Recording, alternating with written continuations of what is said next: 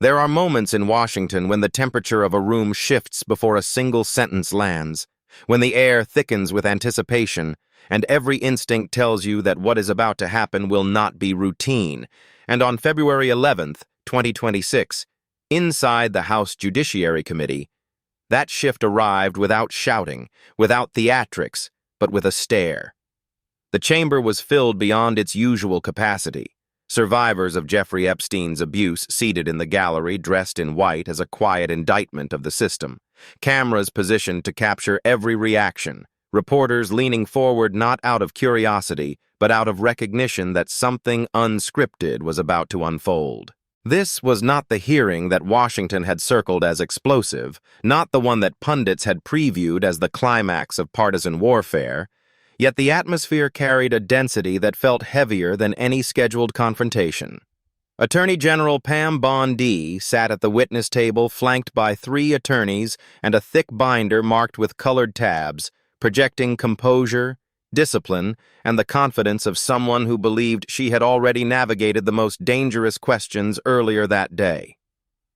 Across from her sat Republican Congressman Jared Moskowitz, calm in a way that did not resemble restraint, but preparation, the posture of a man who understood that 5 minutes, if used correctly, can dismantle a year of carefully constructed talking points. To grasp the magnitude of what followed, one must understand that this was not a partisan ambush staged for applause, nor was it the predictable clash between ideological opposites that fills cable news segments. Moskowitz and Pam Bondi shared a history rooted not in rivalry, but in crisis, tragedy, and moments when public service demanded courage rather than calculation. 4 years earlier, while serving in the Florida state legislature, Moskowitz learned that a constituent had been arrested with 2 rifles, a scope, a silencer, 3,000 rounds of ammunition, and an anti-Semitic manifesto, and the only name on the target list was his own. His children did not learn of the threat from him, but from classmates who repeated headlines across school hallways, turning political hatred into something that invaded his family's daily life. At the time, Pam Bondi, serving as Florida's Attorney General, prosecuted that man to the fullest extent of the law, and Moskowitz publicly thanked her for ensuring that words of violence met the consequences of justice. That gratitude was genuine and documented, and it established a foundation that made what happened on February 11th impossible to dismiss as mere political hostility. There was also Parkland, Marjorie Stoneman Douglas High School, a massacre in Moskowitz's hometown that forced leaders across party lines to confront grief with policy rather than platitudes. Pam Bondi had supported the bipartisan legislation that emerged from that tragedy, the largest state-level policy response to a school shooting in American history, and Moskowitz remembered that cooperation not as partisan alignment, but as shared responsibility. He began his questioning that afternoon by acknowledging those shared moments, thanking Pam Bondi again for prosecuting the man who had targeted him and for standing with his community after Parkland. His tone was controlled and deliberate, almost gentle, as though he were reminding the room that respect and accountability are not mutually exclusive. For a brief moment, it seemed possible that the exchange might remain civil and procedural, that gratitude would conclude the matter and the hearing would move forward without rupture. But gratitude and accountability are not interchangeable currencies in a democracy, and Moskowitz understood that honoring past actions does not excuse present contradictions. As other members asked predictable questions about domestic terrorism policies and Department of Justice resource allocation, Pam Bondi appeared composed, confident that the most volatile Epstein inquiries had already been addressed earlier in the session. She referenced her notes with precision, delivered polished responses in the steady cadence of someone accustomed to oversight hearings, and projected the assurance of an administration that believed its messaging remained intact. What she did not anticipate was that Moskowitz had no intention of participating in political theater or offering rhetorical outrage for television clips. When his time arrived, the atmosphere changed in a way that cannot be fully conveyed by transcripts alone. A tightening across the chamber as though everyone sensed that the conversation was about to shift from abstraction to documentation. He had begun with shared history, but now he opened a thick folder marked with red tabs, signaling that what followed would be structured not as accusation, but as chronology. Attorney General Bondi, he began, his voice still measured but edged with unmistakable resolve, and from that moment forward the hearing stopped being routine. He referenced the administration's repeated claim of being the most transparent in American history, allowing the irony to rest heavily in the air without embellishment. Before Trump, he noted, transparency was not invoked in this context with such frequency, and the remark landed not as comedy, but as calculated contrast. Pam Bondi's expression remained steady, but the subtle shift of her hands on the table betrayed recognition rather than confusion, because she understood the direction of the timeline he was about to construct. It had been 12 months since Republican influencers were provided what was labeled Part 1 of the Epstein files. 12 months since statements suggested that a list sat on her desk only to be followed by a memo asserting that no such list existed. Moskowitz was not asking questions yet. He was building a structure, laying fact upon fact in a sequence that narrowed the space for denial. The president had described the Epstein matter as a hoax, even criticizing members of his own base for demanding full disclosure, and at one point had redirected blame toward Barack Obama in a maneuver that baffled observers across the spectrum. Each detail was delivered calmly, without raised volume, and the cumulative effect was not explosive, but suffocating, like oxygen slowly thinning in a sealed room. Republicans had voted against releasing the files in the Rules Committee, he continued, then declined to revisit the committee until procedural safeguards shielded them from further votes on the issue. Speaker Johnson had sent Congress home a day early before recess, a detail that might appear administrative in isolation but, within the broader sequence, suggested strategic avoidance. The Deputy Attorney General had met with Ghislaine Maxwell, and after remarks favorable to the president emerged, she was transferred to a minimum security facility under circumstances that lacked transparent explanation. Leaks to the Wall Street Journal that had once fueled public scrutiny suddenly ceased, another coincidence that, while not definitive proof of wrongdoing, intensified suspicion when placed alongside the others. By the time Moskowitz reached this point, the room was no longer casually attentive but visibly tense, reporters typing rapidly, members exchanging glances that signaled recognition rather than surprise. Pam Bondi attempted to interject, but Moskowitz continued, not dismissively but deliberately, maintaining the rhythm of the timeline so that its cumulative weight could not be diluted. He referenced the Massie discharge petition, the White House's characterization of its passage as a hostile act, and reports that Republican signatories had been summoned to the Situation Room, a location reserved for national emergencies rather than legislative transparency disputes. According to those members, promises were suggested and political consequences implied, appropriations mentioned and primary challenges floated, all in service of preventing the 218 signatures required to force the release of the files. Then Moskowitz leaned forward slightly, the shift subtle but unmistakable, and delivered the question that had been building beneath every preceding sentence. "Were you there," he asked, "when the White House pressured members of Congress over transparency on the Epstein files?" Pam Bondi opened her mouth, paused, glanced toward the attorney seated beside her who offered no whispered guidance, and in that suspended moment, the silence itself became the loudest statement in the room. The silence did not stretch for long in measurable time, but in political terms it felt expansive, because in Washington hesitation is rarely accidental, and pauses are often more revealing than answers. Pam Bondi finally shifted in her chair, adjusting papers that did not require adjusting, buying seconds that did not offer escape, and in that small choreography of delay, the room understood that the question had struck closer to the center than anyone had anticipated. Moskowitz did not rush to fill the silence, because he understood that restraint can amplify pressure more effectively than interruption.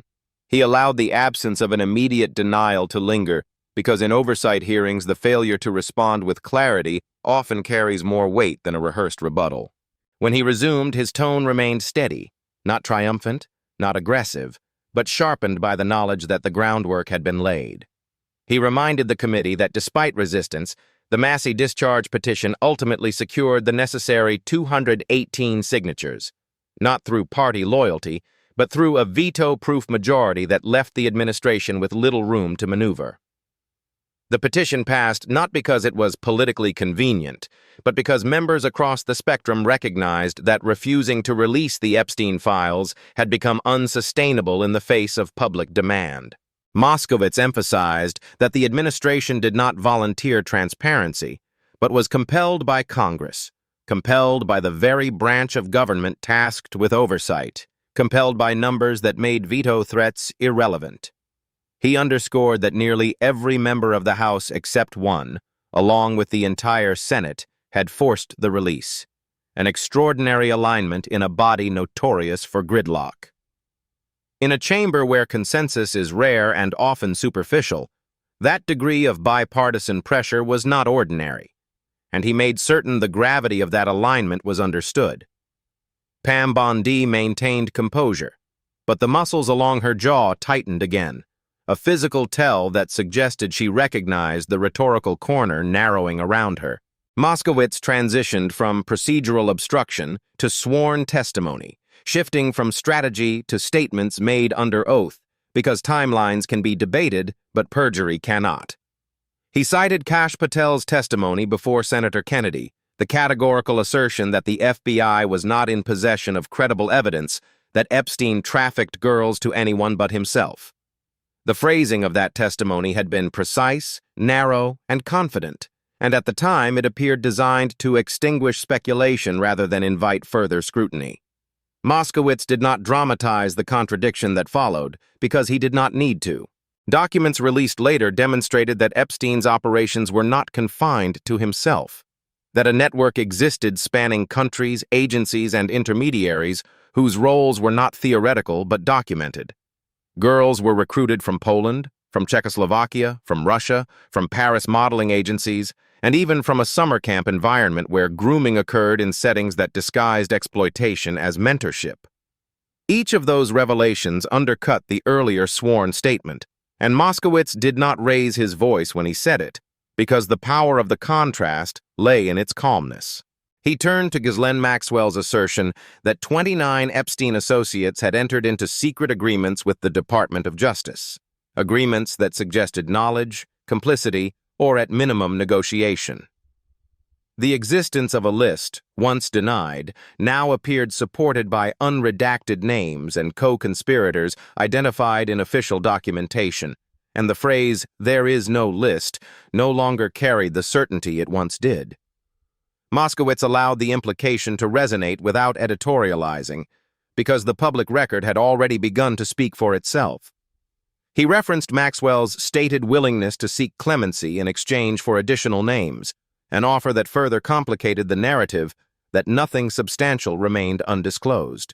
The cumulative effect of these details was not theatrical outrage, but tightening inevitability, like a case file being assembled in real time. Pam Bondi adjusted her microphone slightly, perhaps to signal readiness to respond, but Moskowitz continued, not out of disregard, but because the structure of his argument required uninterrupted momentum.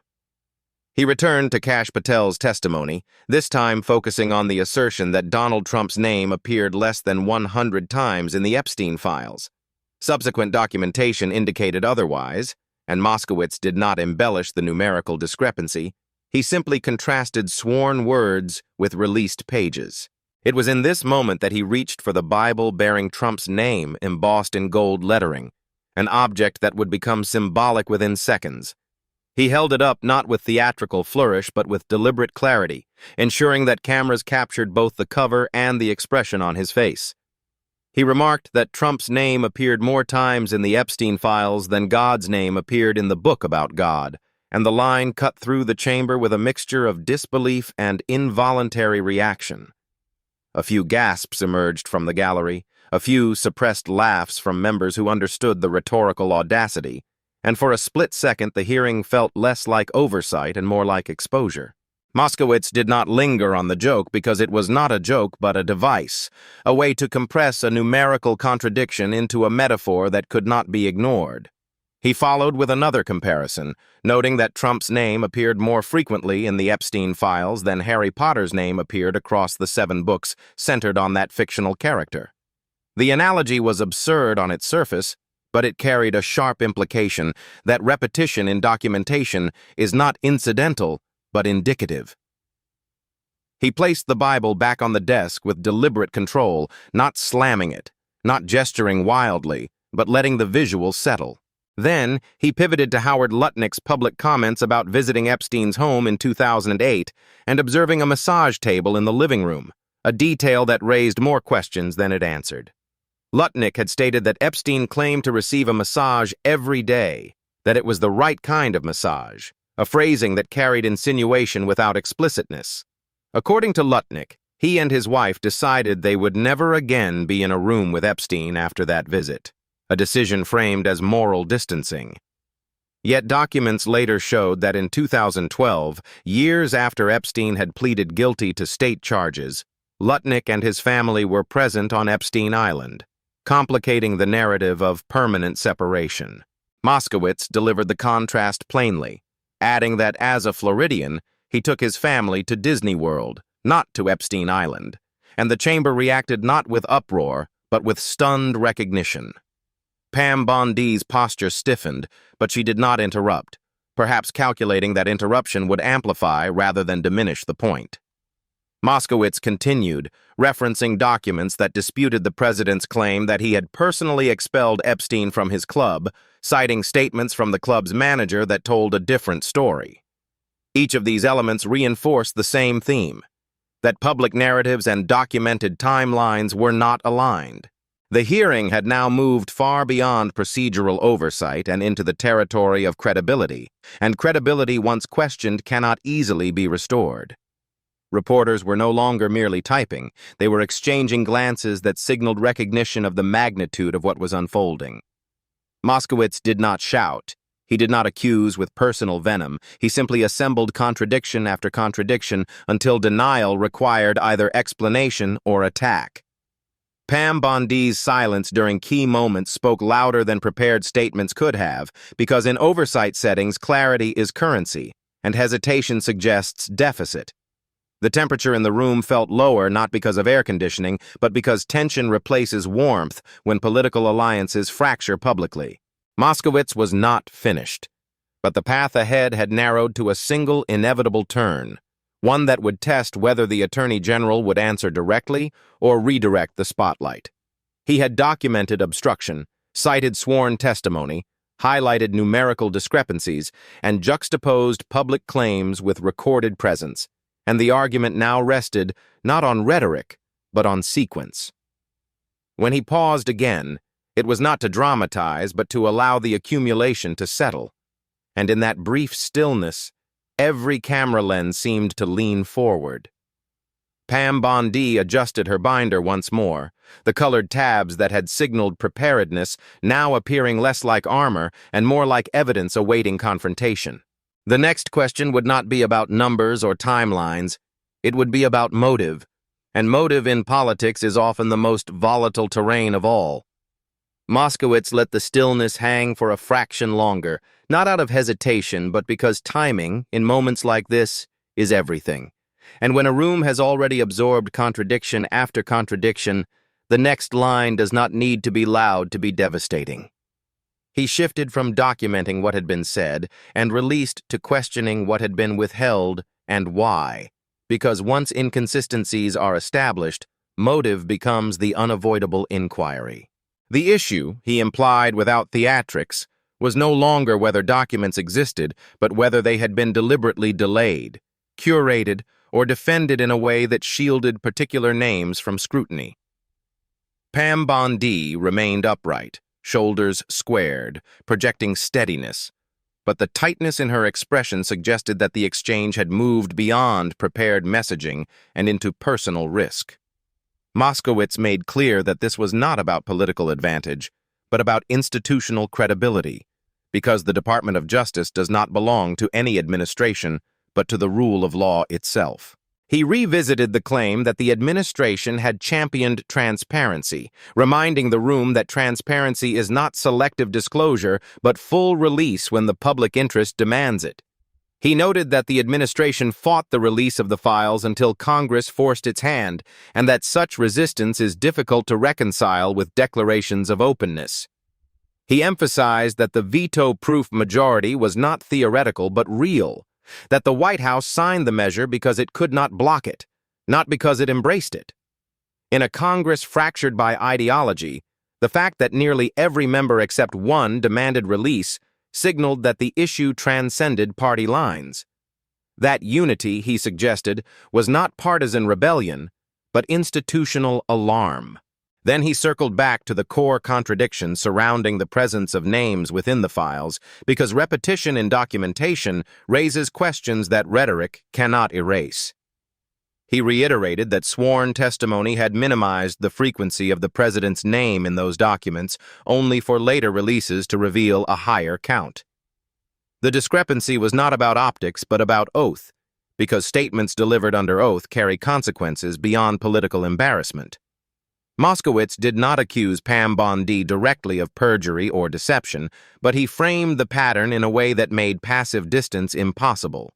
If the Department of Justice was aware of the inconsistencies, he implied, then silence becomes complicity rather than neutrality.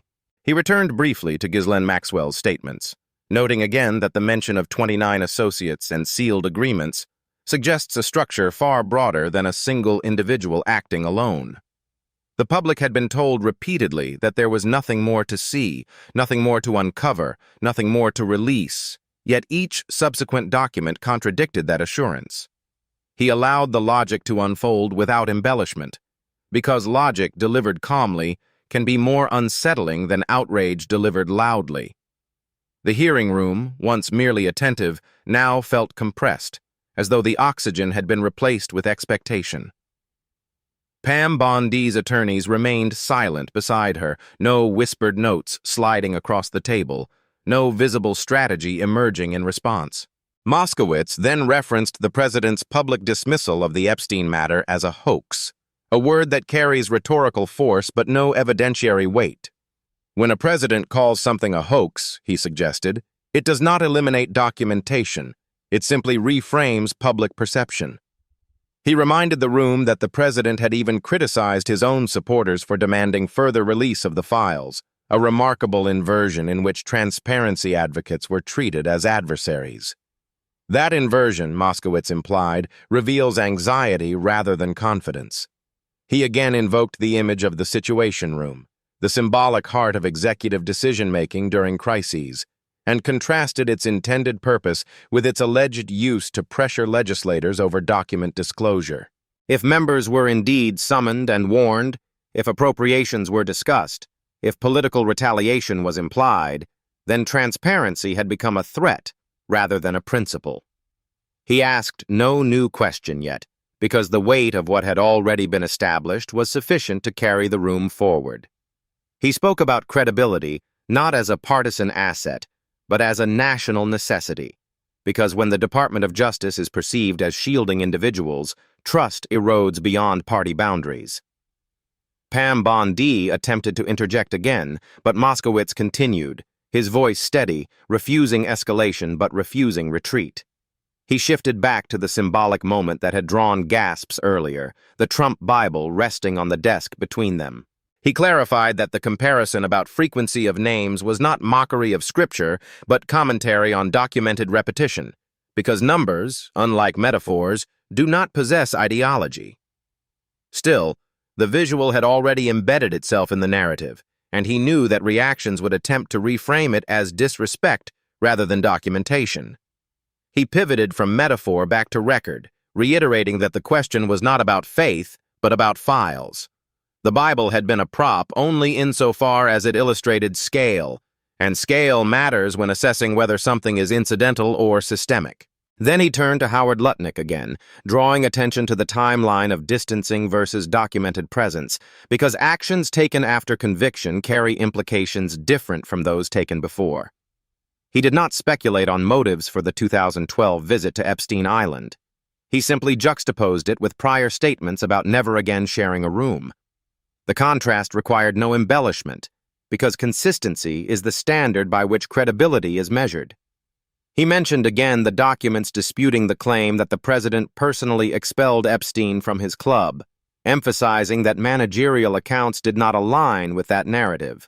Every contradiction, every inconsistency, every chronological gap formed part of a pattern that now seemed less accidental than structural. The hearing had moved beyond individual questions and into a broader inquiry about whether the administration had resisted disclosure to protect specific reputations.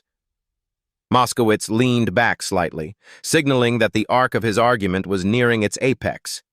He reminded Pam Bondi that this was not an attack on her past service, not a dismissal of her record in Florida, not a denial of shared moments during crisis. It was, he said, about whether doing the right thing once grants license to avoid doing it again when it becomes politically inconvenient. The distinction between gratitude and silence resurfaced, sharper now, because silence in the face of contradiction becomes endorsement by default. He returned to the fact that he was a Republican addressing a Republican Attorney General, underscoring that this exchange could not be dismissed as partisan hostility. When accountability arises from within a party rather than from its opponents, it carries a different moral weight. He made clear that he was not interested in scoring points against Democrats or defending them, but in defending the credibility of institutions that survive beyond any single administration. Pam Bondi's composure held, but the absence of substantive rebuttal began to define the exchange more than any individual statement. Moskowitz paused again, and in that pause, the narrative turned toward what would become the defining challenge of the afternoon. He glanced at the binder in front of Pam Bondi, thick with tabs that suggested preparedness for political confrontation. His next move would not involve another statistic or another contradiction, but something more personal, more immediate, and more difficult to deflect. The room sensed it before he spoke, that shift in atmosphere when documentation gives way to exposure. He straightened slightly, adjusted his papers without looking down, and prepared to redirect the spotlight from the files to the preparation behind the files. The hearing was no longer about whether documents existed or whether testimony aligned with them. It was about whether the Department of Justice had prepared to counterattack legislators who demanded transparency. And that question, once spoken aloud, would place Pam Bondi in a position where any answer carried consequence. Moskowitz shifted his focus from documentation to exposure with deliberate control, keeping his tone measured as he directed attention toward the binder resting in front of Pam Bondi. He noted the limited time remaining and said he was curious about what material had been assembled on him, framing the request as an inquiry rather than an accusation. He asked her to turn to the section labeled with his name and share what had been prepared, adding that he would evaluate its quality as though judging a competition. The suggestion was disarming in delivery but disruptive in implication, because it moved the conversation from the Epstein files to the internal posture of the Department of Justice toward oversight itself. Every lens in the chamber tightened its frame, recognizing that this was no longer about documents already released, but about preparations concealed from public view. If the binder contained opposition research targeting an elected lawmaker pressing for disclosure, that fact would reveal priorities that contradict the department's stated neutrality. If no such material existed, opening the binder would end the matter instantly. The choice presented was straightforward in appearance but layered in consequence. Pam Bondi remained still for a moment, eyes steady, jaw set, evaluating which path carried less damage. She did not reach for the binder. Instead, she redirected the focus to the symbolic element of the earlier exchange.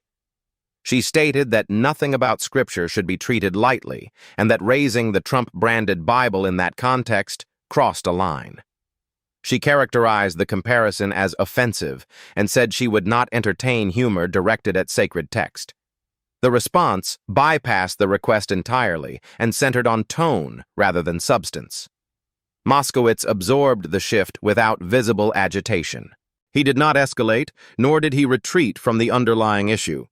He simply asked which file in that binder was the strongest, reiterating his interest in seeing what had been compiled.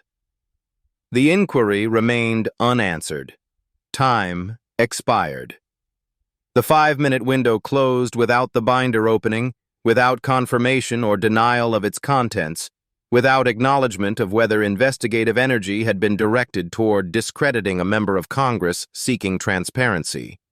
What remained was not a shouted confrontation, but a choice made in real time about what to address and what to avoid. Pam Bondi had opted to frame the exchange around decorum rather than documentation. That choice carried its own interpretation. In oversight proceedings, the substance of a question typically dictates the response. Yet here, the focus shifted to symbolism, while chronology and sworn statements remained untouched. The hearing room did not erupt, it absorbed. Observers understood that the absence of engagement with the underlying request signaled strategic containment. Moskowitz gathered his papers calmly and leaned back, not triumphant but resolved, having placed the final question on the record. The exchange lasted only minutes, yet it reframed the narrative from partisan clash to institutional tension within the same political party. A Republican lawmaker had methodically outlined contradictions, invoked sworn testimony, highlighted congressional force behind disclosure, and concluded by testing whether oversight itself had triggered countermeasures inside the Department of Justice. The Attorney General's reply did not dispute the timeline, did not clarify numerical discrepancies, did not address the meeting allegations, and did not open the binder. It addressed offense. In the calculus of public perception, that distinction matters. When arguments centered on sequence, documentation, and oath meet a response focused on propriety, viewers draw conclusions about which terrain is safest to defend. This confrontation did not rely on volume or theatrics to achieve impact. It relied on contrast between record and reaction. Within minutes, the clip circulated beyond ideological echo chambers because the dynamic defied easy partisan labeling. The significance extended beyond one hearing. It demonstrated how internal dissent carries different weight than external opposition, particularly when raised by a member who previously collaborated with the Attorney General on matters of safety and legislation. Moskowitz had prefaced his challenge by acknowledging shared history, separating personal respect from institutional scrutiny. That distinction shielded his critique from dismissal as opportunistic hostility. The result was not spectacle, but exposure of divergence between declared transparency and observed resistance. Silence on the binder question lingered longer than any spoken sentence. In politics, unanswered inquiries often speak louder than prepared remarks. The chamber returned to procedural rhythm after the exchange concluded, yet the atmosphere remained altered. An internal fissure had been placed in full view, not through insult, but through methodical sequencing and a final inquiry that forced a strategic choice. Pam Bondi's composure held, but the narrative now included a moment where substance was sidestepped and symbolism foregrounded. For observers attentive to institutional dynamics, that moment crystallized the tension between loyalty and accountability. The exchange underscored that transparency compelled by legislative majority differs from transparency volunteered by executive branch initiative. It highlighted how sworn statements, once contradicted by documents, invite scrutiny that cannot be neutralized by reframing tone. It illustrated how oversight from within a political coalition complicates narratives of partisan attack. And it left a question unresolved regarding the contents of a binder that remained closed. 5 minutes can compress months of maneuvering into a single visual record. On February 11th, that compression occurred not through raised voices, but through selective engagement. The record now included a documented chronology, references to sworn testimony, acknowledgement of bipartisan legislative pressure, and a final request that tested whether scrutiny of power triggers defensive preparation. The refusal to engage with that request did not end the matter. It placed it in sharper relief. Accountability in democratic systems does not hinge solely on answers provided, but also on questions declined. The hearing adjourned, yet the exchange continued to circulate as evidence of internal challenge rather than external attack. In that sense, the most consequential element of the afternoon was not a metaphor involving scripture, nor a numerical comparison, but a moment when a closed binder became more visible than any page it might have contained.